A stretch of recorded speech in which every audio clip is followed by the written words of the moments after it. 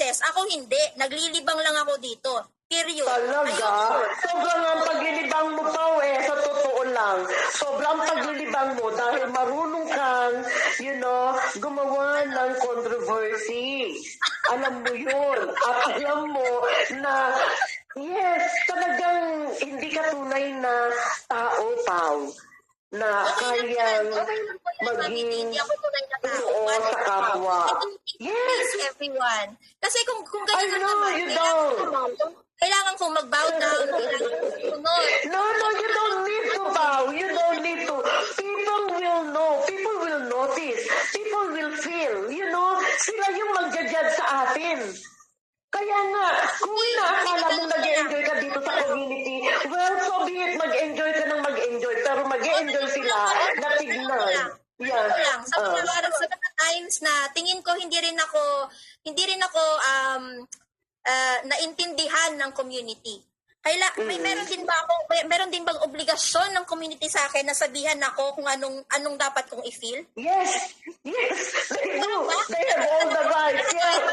Everyone got the rights here. Tingnan mo, wala tayong magagawa sa mga... Listen. Hindi mo naiintindihan yung tanong ko. Kung babalik ta rin natin, because you feel like I have an obligation to the community, kasi nandito ako sa community na to. Nung time pa na ako nagkakaproblema, yung community ba may obligation na i-comfort ako? No, Pao. Sino ba? Saan ka ba nagkalat? Saan ka nagkalat? Di ba sa pro ka nagkalat? Di ba may mga kalat ka doon? Anong pro? Well, I think you were in the group of Anino. Kayo nila Casey, kayo nila Bustaki. Di ba doon ka nag-hang out? Paano ako Di ba gumawa ka ng mga dumi doon sa mga taong yon? Anong dumi ang sinasabi mo? Yung mga dumi mo. Sabi nila, marami kang dumi. Sabi nila. Ito yung natin, Mami D Kaya nga dito tayo mag-enjoy sa community nito dahil sabi nila. Kasi yung problema dito, Mami D, you're asking me na gawin kong buhay ang community na to. Na ito nga yung ayaw na ayaw ko. Kasi yung community na to, virtual. It's a virtual community. Well, natin talagka rin ang personal na buhay ng isang tao dito. Ito yung punto ko. And now you're telling me na I have to be indebted to this community na alam naman natin, lahat tayo. Bakit si Juris nakakapagsalita? Kasi nga, dami siya. Bakit nakapagsalita si Esmeralda? Dami siya. Sila. Hindi sila mga dami. Yung pangalan nila dami, but they are persons, na exactly. But wala silang accountability sa kung anong sinasabi. No, meron silang accountability, Pao. Meron silang accountability. Anong may you know what, Pao? Wala ka kasi nung mga time na kasama ko yung mga yan. Meron pang isang abogado na walang muka. But we believe in him. Sabi ko nga sa iyo, Pao, hindi ganito kadali ang community ito. So don't think na nag-e-enjoy ka. Mag-e-enjoy din sila sa iyo. Ha? Oo, hindi alam ko naman yan, pero respeto lang. Ito yung sinasabi ko. Sa time na yun... nagre-respeto. Hindi ba kita nire-respeto? Hindi ba kita nire-respeto? My point here is ganito. At that certain point, sabi ko, hindi ako comfortable makipagkita sa isang tao. May it be nani, may it be whoever. Okay. Diba? And I have my reasons. So kung reason ko yun, hindi ba pwedeng, okay, yun yung katwiran mo. Sino po ba sa atin dito ang pwedeng magdikta? Okay, iba yung opinion mo na dapat ginawa ko. Pero hindi nga yun yung nangyari.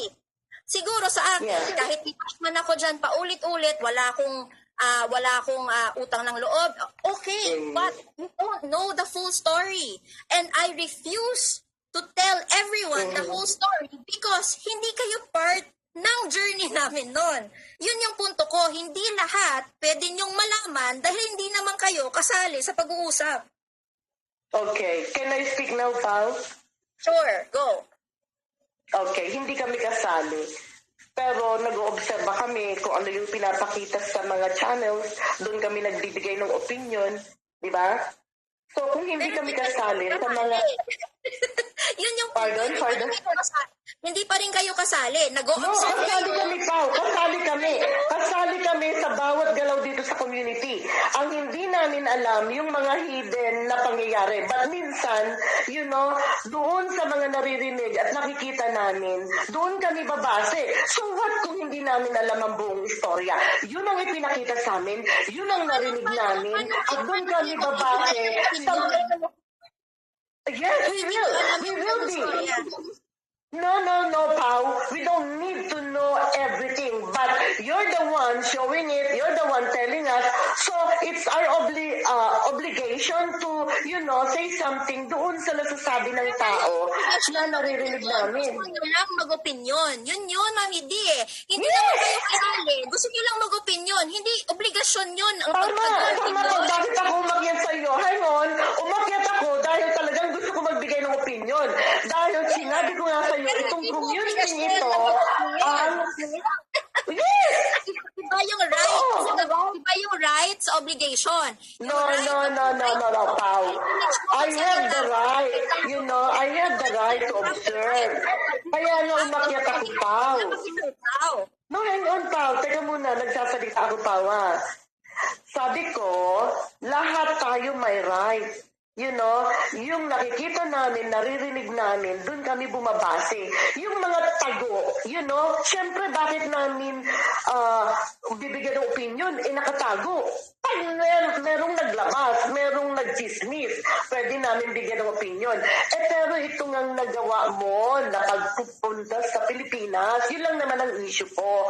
Na bakit, alam mo, sabi ko nga, meron akong tampo kay Nani dahil nagbago siya, di ba? Nagbati-bati siya ng mga kaaway niya, pero nambababoy pa rin siya ng mga bagong tao. Doon lang naman ako na nagkaroon ng parang, issue kay Nani. Pero ako, hindi ako nababoy ni Nani. Wala kaming,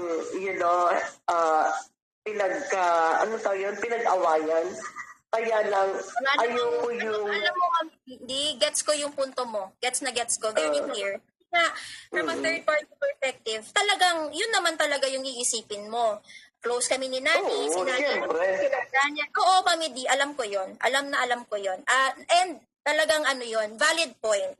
Pero kung siguro, makukuha mo rin yung side ko, the entirety of it, baka mag-iba din yung isip mo. Pero